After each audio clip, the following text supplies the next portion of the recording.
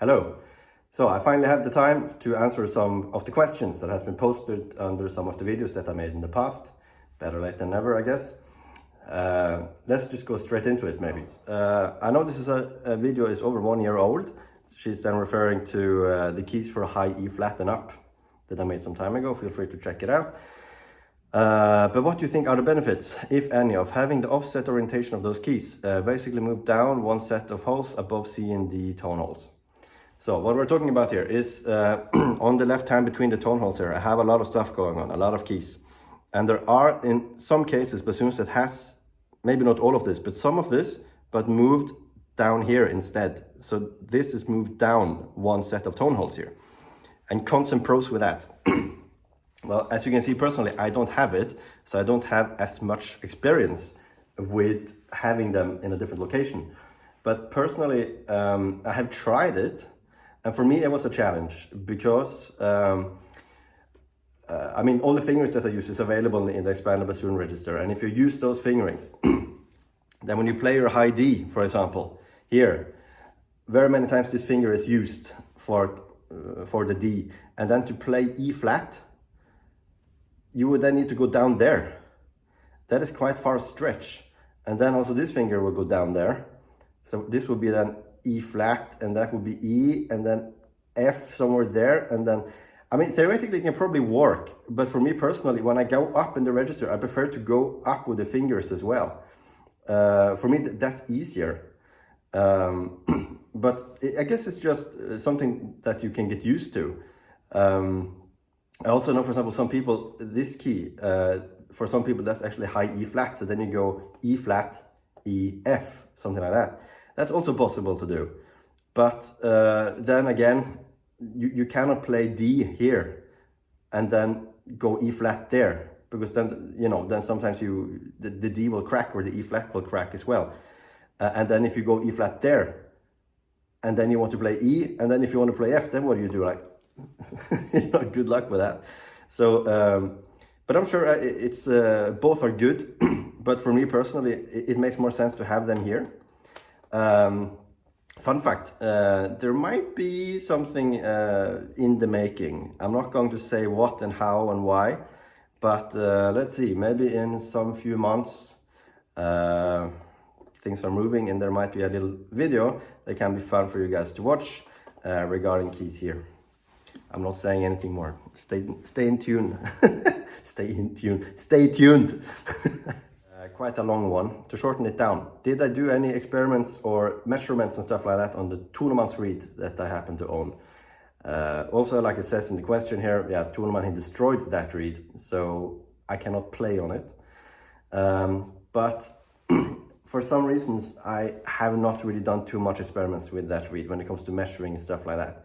Because Tuneman was basically 80 years old when he played on that reed, and you cannot compare, for example, the thickness of a reed of an 8-year-old versus the same person when he was like 30 or 40.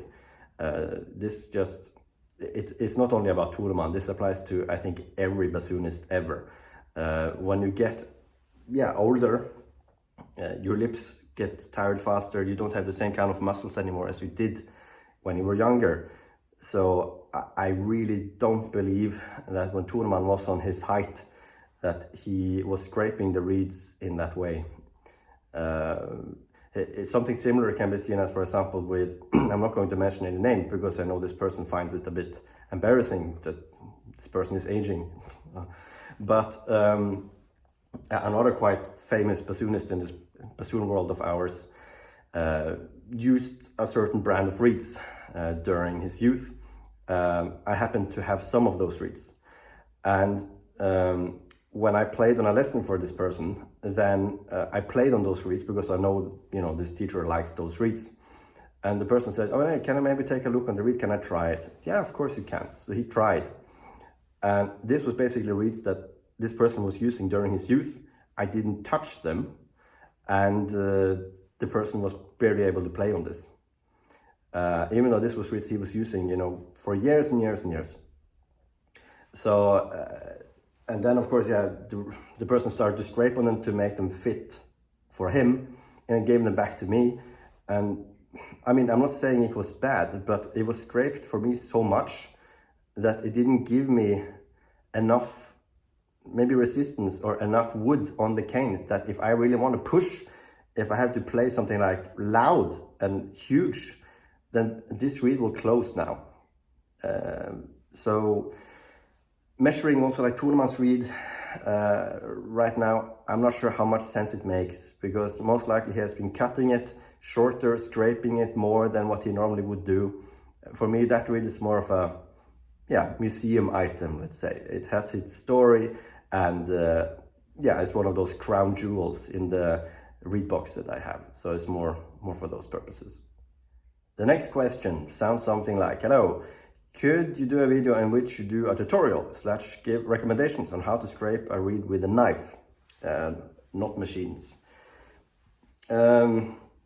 That would be basically, a 5-6 hour masterclass, because every reed is different, and you need to know that, what density is this cane, what hardness is this cane, how long is it, the measurements of it, length, width, everything. And of course, how you scrape it accordingly, that also depends. Then some people, they are getting more and more nerdy, and they measure density and they measure hardness, and they have, let's say, 50 pieces of cane of their ideal measurement, and they scrape them all the same, and none of them really sounds the same. Sure, they are maybe more similar to each other than if you wouldn't have measured all those things. But reality is that there are still differences there. Maybe, the plant, the cane, some of the cane, you cut is a tube, and you cut it in 4 or 3, and maybe one of the sides of the cane was on the sunny side, one was on the shadow side. There are so many factors that can change how one piece of bamboo is, and you cannot scrape every reed the same in this way to believe that if you have the ideal measurement, like you got the measurements of, I don't know, Tourneman or Azzolini or Dag Jensen or someone VIP, and then if you do the same, you will sound like them. That's not really how it works. So you need to be able to scrape each reed individually, knowing what to search for. And also maybe some reeds are not meant to be, for example, an audition reed where you need like power. Maybe some reeds are darker, some are brighter, maybe some are softer even if you did all of these measurements. Rather than try to scrape out the personality of the cane. If this is a soft reed, okay, then make it a soft reed. Don't try to make every reed the same thing. Because one day, if you only have those kind of huge sound reeds, and one day you have to play something incredibly soft, then sure, of course, it is possible to tame the beast, as we say, with, controlling embouchure and muting fingerings and air pressure differences and tons of these things. Sure, you can do that. But then if you have a reed suitable for those musical phrases, then half of the job is done already. So I would rather think that don't apply every measurement, that don't do the same thing all the time. You need to figure out what this cane is. Like, what can you bring out from this cane? What will it be the best at? Not every reed is meant to play high notes. Not every reed is meant to play soft in the low register. I mean, it depends. So for me to fully give a good answer to this question, we would need to have several hours together, have many different kinds of cane, and try to scrape all of them accordingly. That's how I deal with cane and reeds in general, and that is how I would recommend other people to do it as well. And final question for now was a question I found under a video that I made that was named The Laughing Bassoon. And it is from a phrase in Harald Sæverud Bassoon Concerto, a concerto I was playing in Norway not too long time ago. And there is a chromatic scale there where the bassoon is supposed to laugh. So I was making a video about that. If you're curious about that, feel free to check it out. The question or comment sounds as this. Thanks, Kristian. I will be experimenting with this. Any chance you will be uploading the recording of that concert to your channel? Unfortunately, due to copyrights of both orchestras and other people involved behind the stage and blah, blah, blah, I am not allowed to post the entire thing. I did already post, I think, the last minute or so on Facebook, where basically some of the most technical show-off passages is shown. I also posted a minute, I think, from the second movement on Facebook as well. but I cannot upload the whole thing. But since I already posted on Facebook that laughing video, then maybe here now I can at least share a little bit, maybe a minute or two, where I show this cadenza, where this laughing passage is from. So please enjoy. This is from Stavanger Concert House in Norway. Cadenza is in the first movement in Sævrud's Bassoon Concerto. This is the cadenza Sævrud wrote himself. There are, as far as I know, 3 cadenzas. One by Sævrud, one by my father, Robert Rønnes, who was collaborating with Sævrud a lot on this concerto, and actually one that I wrote myself as well, that I premiered on my, I think it was second year bachelor recital. There is a recording of that on my channel as well. But this time I didn't want to play my own since I already did that, so I played the composer's cadenza. And it sounds something like this. Enjoy.